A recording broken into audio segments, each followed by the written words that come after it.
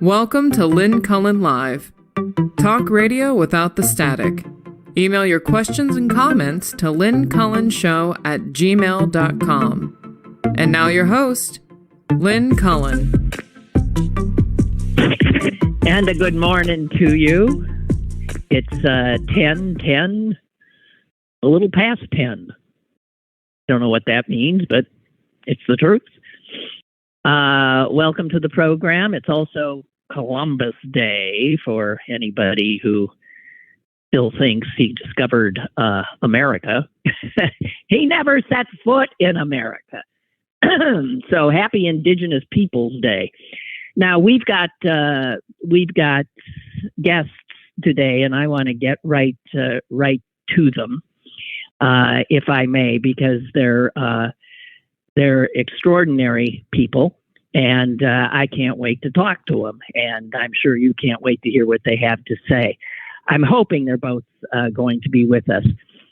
Claire Van Kampen is a director, a composer, a playwright, and it is she who has directed the extraordinary production currently at the Byam Theater downtown.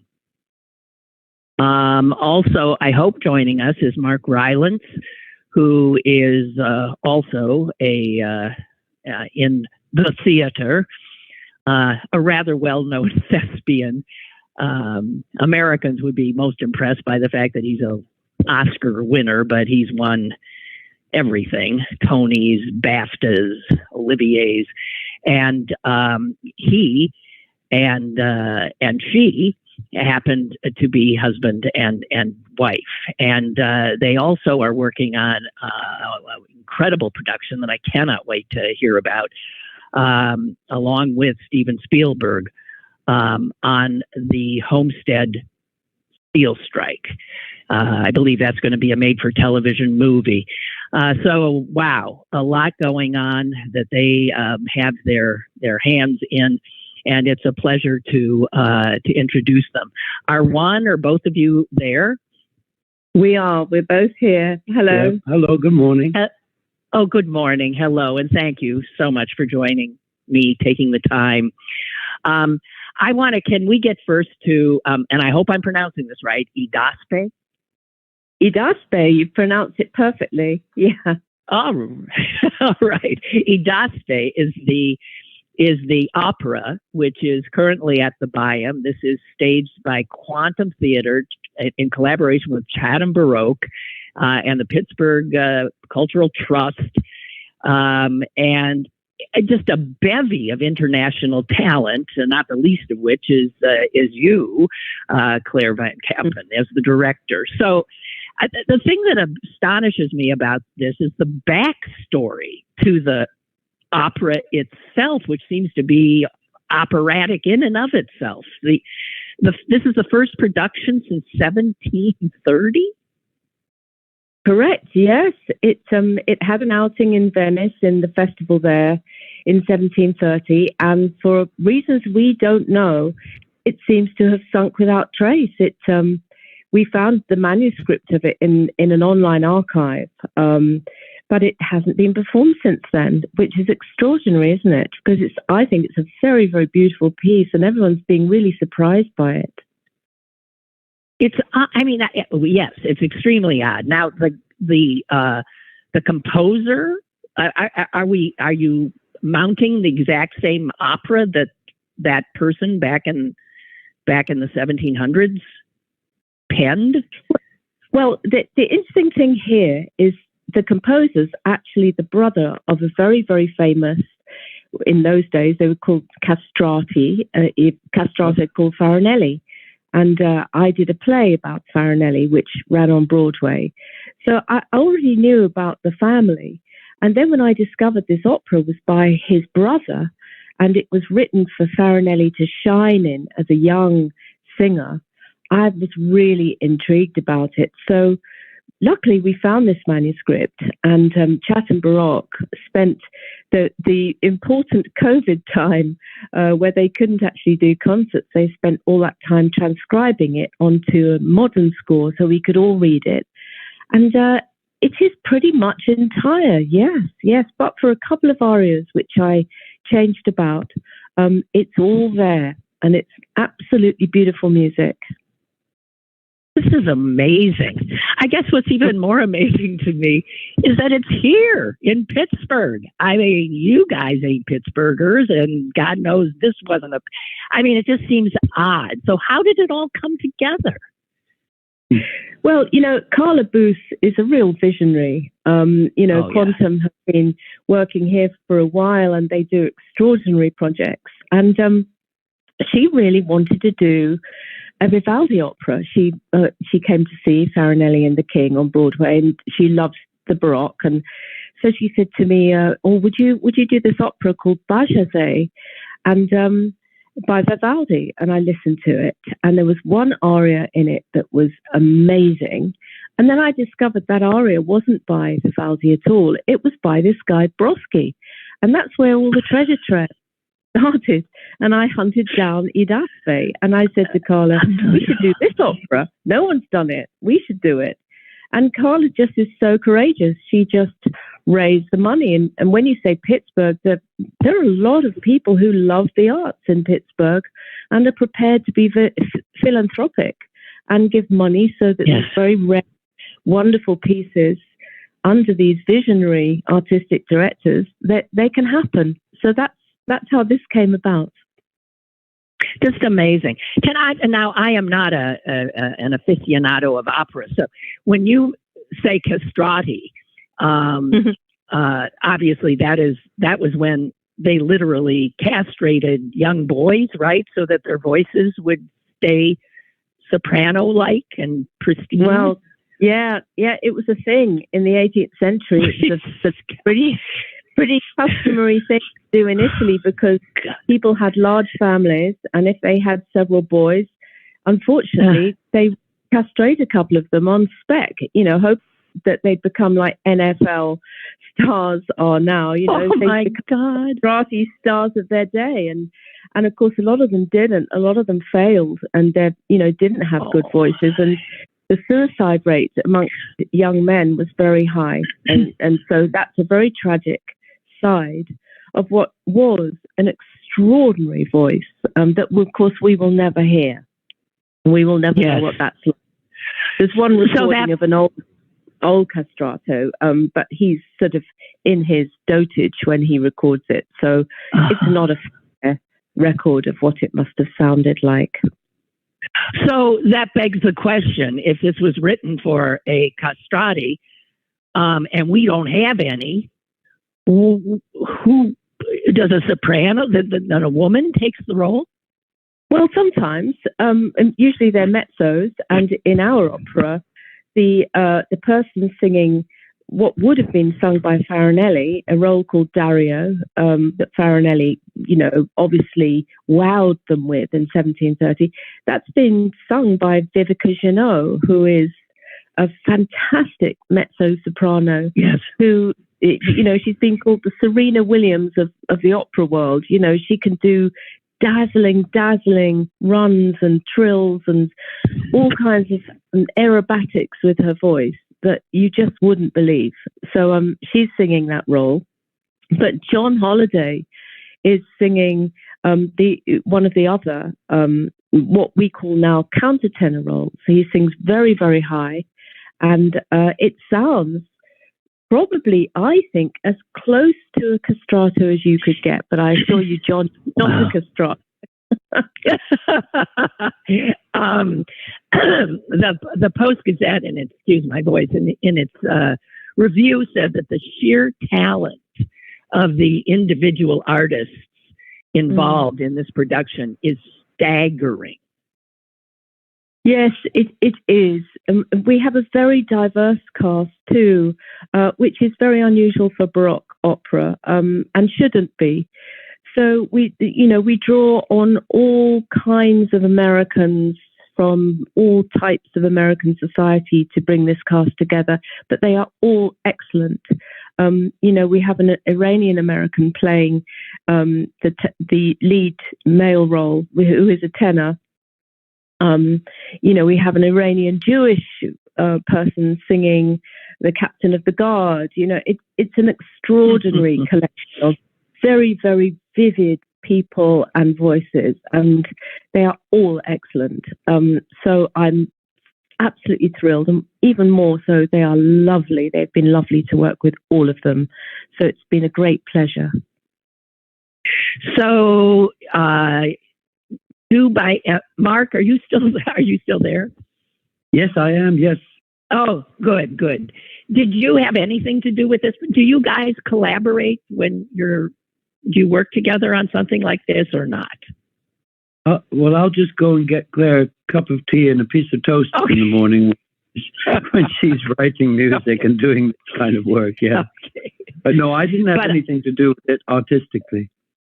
Okay. But you can we talk a bit about, you are both working on this Homestead project?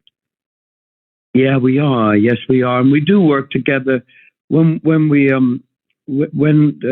Shakespeare's Globe opened in London, Sam Wanamaker's project, and it was that project that brought me to Pittsburgh in 2003.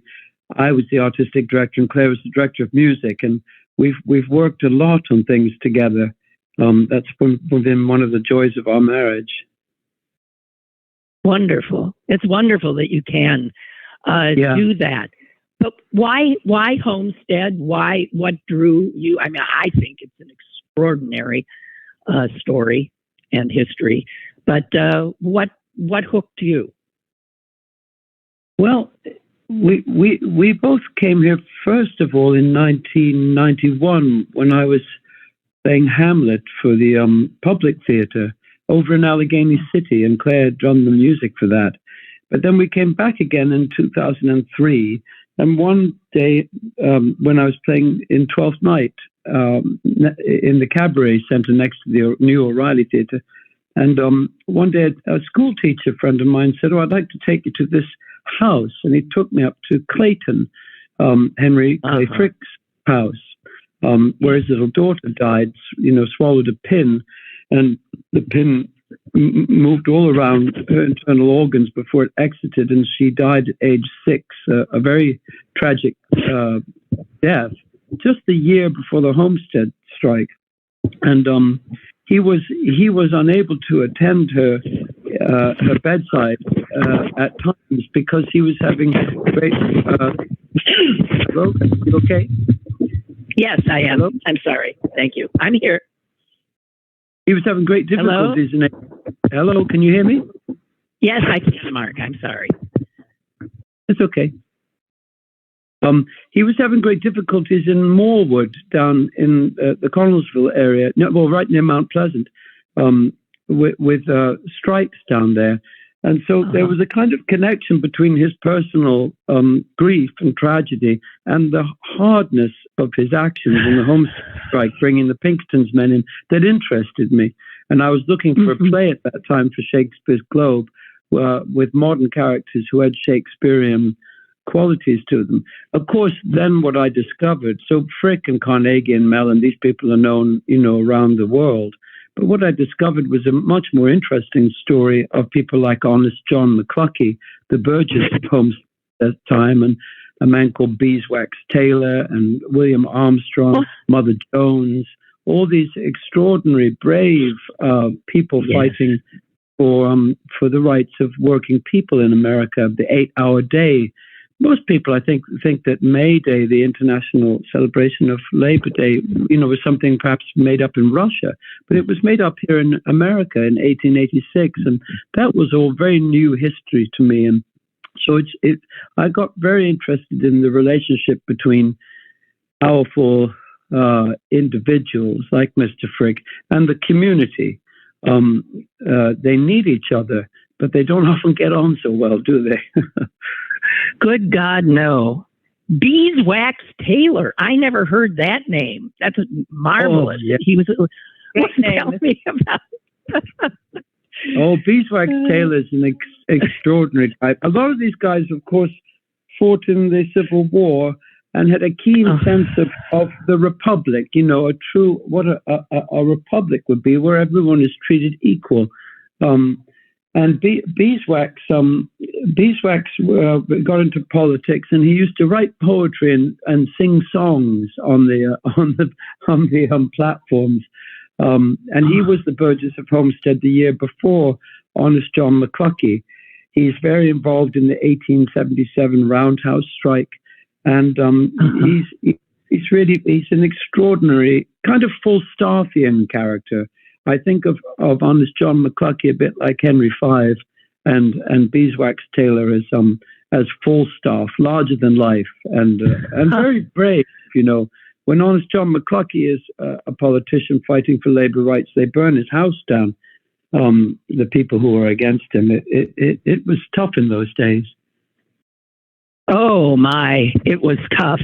And yet, you know, Carnegie gets a lot of credit because he put up all these wonderful, libraries and things that the poor souls who worked for him never had a day off to make use of. That's right. No, that's right. And arguably the philanthropy that he put into the universities here in Pittsburgh and the culture here in Pittsburgh has helped draw the modern technology people to this city and has benefited this city nowadays. But the trouble for me is the cruelty with which he made that money. Yeah. And he got, funnily enough, once he determined to give all his money away, and he did. I mean, he sets a benchmark of the 400 million he got paid by Morgan for Carnegie Steel when Morgan turned it into U.S. Steel. I think he gives something like 395 million of it away, which is a hell of a lot of money in the early, 1905 to 1919 when he dies. But when he determines to do this, he gets even harder on the working people, determining to make more money because he's going to give it away. And immediately he retires. He creates things like pensions for teachers and compensation if you're injured in the workplace, and all kinds of incredible things for that working community. But why didn't he do it during the time that they were working? Because they had very, very hard conditions while they worked for him in those plants, Braddock and Homestead and Duquesne and all those places. You know, I was reading that a worker in Homestead could get frostbite on his ears while working at a furnace in which the steel boiled at 3,000 degrees. That's the kind of conditions. Unbelievable. Yeah. Wow. Yeah, I was talking with a great friend of mine up. We went up to Johnstown because that's part of the story too. Very few people know about that. The 2,200 people who perished up there, and Mr. Frick and Mellon and Carnegie were trustees of the South Forks Hunting and Fishing Club. That was responsible for that. Oh yes, yes. But I was up there with a friend of mine, Nick Molnar, who was a miner. I think he was leader of one of the unions, president of one of the unions up there back in the 70s. And he came out of the Vietnam War and went into a steel mill up there. I think it was maybe it wasn't the Cambria one, another one, but he was telling me the other day about an event where he nearly lost his arm because the processing plant was so fast. The workers, the faster the more you made, the more you got paid. But when he nearly lost his arm this day with a huge bit of steel falling and him jumping back just in time, he thought, I'm getting out of steel and going into mining. So that's how he ended up being a miner. I mean, the working conditions are incredible, incredibly brave what these laborers put up for. And I'm not sure they get quite the credit that they should for making America, what it is. No, they do not. And America has become a very anti-union country, as I'm sure you know. And the breaking of the Homestead strike pretty much did in any effort to organize labor for 30, 40 years, I believe. Yeah, you're right. Yeah, you're right. Another great friend of mine is the historian Charles McCollister, who's a fantastic labor historian. They have a lovely Battle of Homestead Foundation down in Homestead by the old pump house that meets on Wednesday mornings, and I'm a member of that. It's been a real education for me. Yeah, both our countries are similar, particularly during the Reagan Thatcher honeymoon years. Labor was the unions were really pushed back even further again at that time. So when might we look forward to seeing this movie that you're making? Well, where is it? We were working on it as a play, and then I realized that it had grown into a six play history cycle. And even if you're doing 6 Shakespeare plays, it's hard to get people to come. So I thought, I suddenly realized this was really going to reach people and be better as a television series, a limited television series. Oh, so, wonderful. Fortunately, I've been in 3 of Steven Spielberg's films, Bridge of Spies, BFG, and Ready Player One. And I was able to share the story, my passion for the story, with him, and he liked it and directed us to his Amblin television company. So he's not directly involved, Stephen, but the Amblin television company have commissioned Claire and I now to, because Claire's much better at dialogue than I am, to write this thing, and that's what we're doing, and that's a secondary reason why it's nice to be here at the moment doing Idaspe, because we're able to revisit our friends and the places and sites which inspire us. Wow. So you're writing this. Yeah. Yes. Wow. Yeah. Yeah. Yeah, we've got help as well. We've got a lovely guy called Scott Frank who did the Queen's Gambit mentoring us. Oh, wonderful. But my gosh, what a yike. So are you going to end up directing it or being in it? Or is that getting ahead of the project? That's probably getting ahead of it, but I would hope to play in it myself as an actor. And any character in particular that you got your sights on? No, not sure yet. Okay. And any day, we're not going to see this obviously for a year or 2. That's right. That's right. Yeah. It'll take a long time to do it justice. There are so many amazing stories here from that period, and it's they deserve. I'm sorry to interrupt you. They do, and I have to tell you. Go on. No, I have to tell you that very few Americans know this history. Very few know as much as you two have already voiced. They do not know this history. We are not taught labor history in this country. I know. I was raised in America, though I'm an Englishman, up in Milwaukee, Wisconsin, and I'm embarrassed to realize I wasn't taught this history either. I mean, the powerful people, of course, they're allowed to gather together in syndicates, all kinds of things. They know the value of uniting to get things done, but they don't want people to know that our grandfathers and forefathers have tried to unite from a very early time in this nation to fight for things. I mean, the positive aspect of the story is that now a number of things are better. There are laws now about child labor. There is compensation in many workplaces now if you're injured. There is income tax now to try and share the wealth of those who may hold on to their excess wealth a bit greedily. But none of those things existed at the time. You have to go to the anarchists, Emma Goldman and Alexander Berkman, to find those kind of mainstream ideas that everyone would expect now. At the time, those people are considered so radical they're thrown in prison and considered to be very, very extreme. So there have been improvements, but I think it's a great shame that labor heroes and heroines, Mother Jones and people are not witnessed and celebrated. People, it's an important thing for us to celebrate our ancestors. It informs the present time. I was down at McKee's Rocks the other day. What an amazing place that is.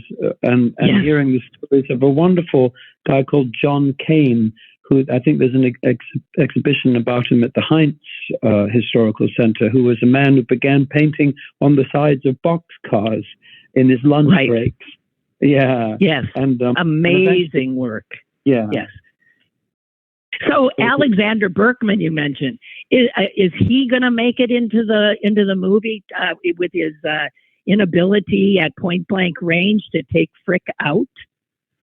Yeah, he certainly is. Yeah, there's a good. Yeah, no, there's a very, very interesting. There's a great book by Martha Sanger Frick about a wonderful descendant of Henry Clay Frick, his great granddaughter. And she's written an intimate portrait about Frick, which is very, very interesting about that assassination attempt. But we're primarily here, for Idaspe and this extraordinary recreation of this opera. May I ask, and let's get back to Idaspe, if somebody listening is saying, "Oh, it's an opera," I don't like opera. Can you do Claire? Can you do a sales job on maybe they should give this a shot?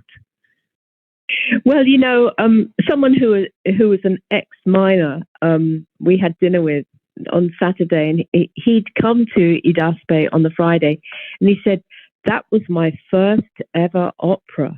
And he said, it wasn't like an opera at all. It was like really, really accessible. And I really loved the story. And it's very simple. It's a story about love. It's just a love story with some beautiful music. So forget about the word opera and think of it more as a musical, a piece of theatre with some gorgeous, gorgeous tunes in it and a great story and lots of love on stage. And that's I also understand that there is some choreography in her that you've used members of the Pittsburgh Ballet Theater and other dance companies in Pittsburgh. We have a fantastic choreographer called Antonia Franceschi, who comes from the New York City Ballet. That's her background. And she came to Pittsburgh and auditioned lots of different dancers from different dance disciplines, and she's put together a fantastic core team who are acrobats in the show and modern dance on point. They are absolutely wonderful young people, and again, very diverse, and it's a thrill to work with them and always to work with her. We work together on nearly every project we do, so we have this wonderful vocabulary between us. So Pittsburgh audiences are getting a real treat coming along to this, and it's an all-female design team, by the way. Our costume designer, Ilona Samoji, and lighting, Mary Ellen Stebbings, and scenic designer, Narelle Sissons. They're all my fantastic creative partners in this. And so you're going to see a visual treat as well as hear a musical one too. Well, I cannot wait. I'm going to be able to see it on its last performance Saturday night, but there are 3 more performances, I believe, on Tuesday, correct, and Thursday and Saturday. Is that correct? Yes, that's correct. Yes. Yep. And I hope tickets are still available. I have to tell you, it was getting pretty filled up when I tried to get tickets earlier late last week. I think word is spreading that it's very accessible. It looks gorgeous. Come and see it. Don't wait to get a ticket. Get on the phone now. Get on your website and book one. We're getting standing ovations at the end of the show, which is wonderful. Very pleasing. But you're not going to see these performers all gathered together very often.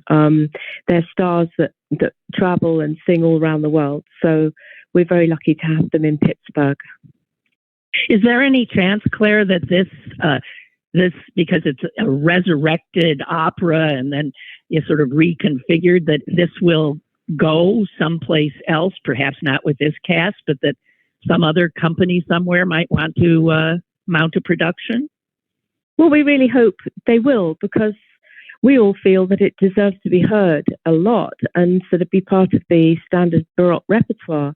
And so there are lots of festivals around the world, and certainly in America. And we're really hoping that they love this production and that they'd love to have it as part of their season. So let's hope that happens. And just one other question, just in case people. So the language it's Italian, right? It's Italian. Yeah, but we set it in the 1960s in Naples, Italy.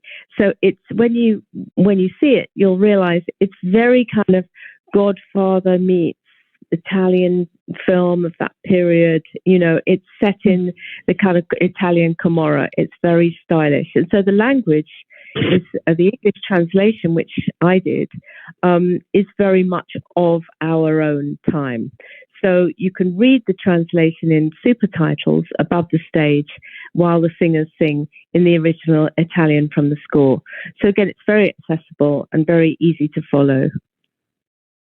When you direct something like this, you don't go to every performance, do you? Well, I am actually, because there are only 5 performances. If it's a straight play, no, I wouldn't go to every performance. I go to a lot, and because I love to give them notes, you know, and they like it. They like to know how they can improve their performances or do something different, keep it fresh. And, you know, I feel part of the team, rather like a football coach or tennis coach. You know, you want to go on and give them your support. So I do that. And other directors like Deborah Warner, they also turn up, you know, don't just do the first night and then leave, but they like to come and sort of, you know, see what's happening on stage. And I enjoy it. How wonderful. We are so lucky to have you here, to have this production here, to have your both of your interests in the history here as well. I'm just thrilled about all of that, and I'm hardly alone. And Mark, I just have to tell you one thing, and then I'm going to let you two busy people go. When I read that you lived in Milwaukee, Wisconsin, I almost fell out of my chair, because I grew up in Wisconsin as well. And I mean, when you think of you, a Shakespearean thespian, you sure as heck don't think of Milwaukee, Wisconsin. How the heck? Your dad was a teacher there? Yeah. You know, the love of Shakespeare goes back to the founding fathers of this country. America's love of Shakespeare is, you know, it's a blessing, actually, I find, because there isn't a patriotism. In England, there's a patriotism added to the love of Shakespeare, which you know, puts a lot of kids off, actually, in school. A lot of kids everywhere in the world are put off, unfortunately, in school. If Shakespeare is used as a kind of forced march to exam paper, it's meant to be a play and a story and something enjoyable. And I was certainly introduced to it that way in Milwaukee by acting in Shakespeare plays in high school, long before I had to answer any, you know, multiple choice questions about Shakespeare or write essays. I don't think I ever did that. So it was a great place for me as a potential Shakespeare actor to grow up and learn about Shakespeare. Well, I'm sure glad you didn't pick up the accent. He did, actually. He did when he came. He did have a Milwaukee accent, which rather knocked out of him, I think, didn't it? Yeah. It's hard to go into auditions in England with an American accent. They're not so imaginative about that. Well, exactly, especially that accent. I mean, I have it, and it's so nasal and not particularly appealing. I don't know. Really? I don't think we should be disrespecting the accent of Milwaukee. I think it can be quite expressive, very expressive. Yeah. Well, I love all the have to tell you. Accents. Yeah, you do, because Pittsburgh's got a doozy here too. Well, I don't know. It's amazing. I mean, there's a lot of times that people who speak English supposedly can't even understand each other because of the accents, which is fun. Yeah. Hey, yeah. So I thank you again, both, so much. I can't wait to see Idaspe. I hope there's not an empty seat for the rest of the run, and there shouldn't be.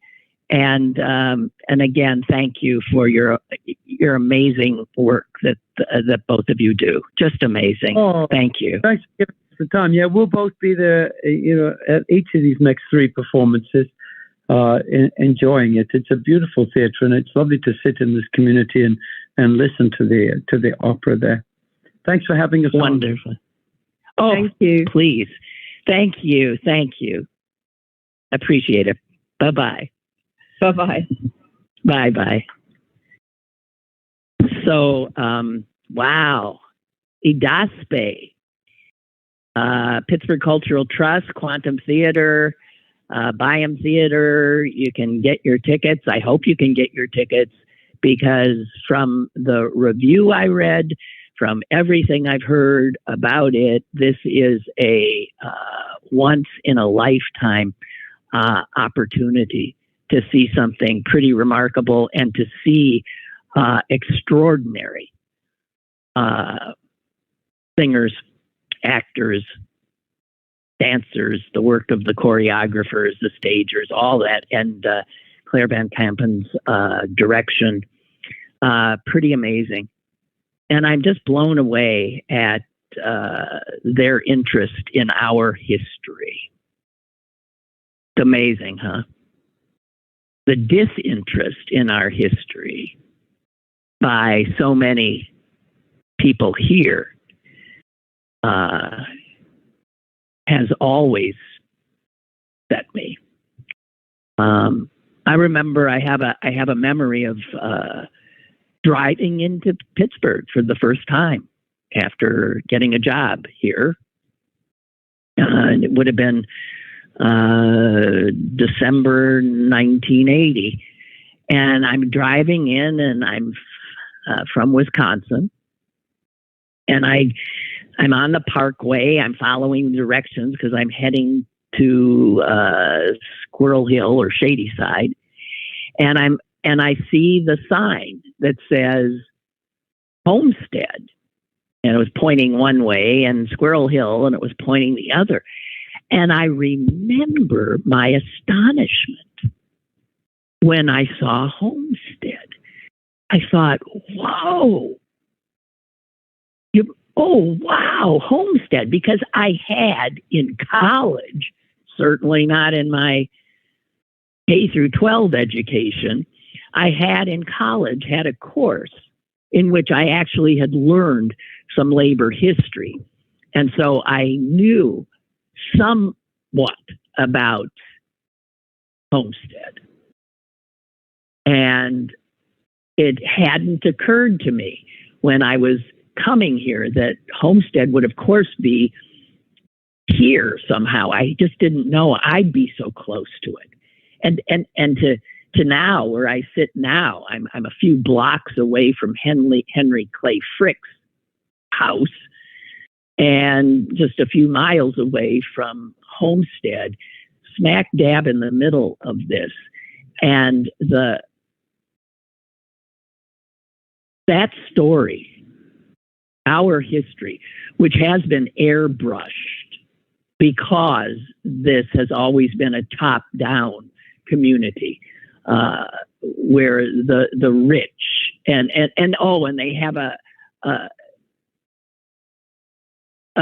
paternalistic, philanthropic richness here, but the people themselves just sort of have never been able, it seems to me, in Pittsburgh history, to get themselves together, except for these efforts by workers to somehow balance the top-down nature of Pittsburgh culture, Pittsburgh politics, Pittsburgh, all of it.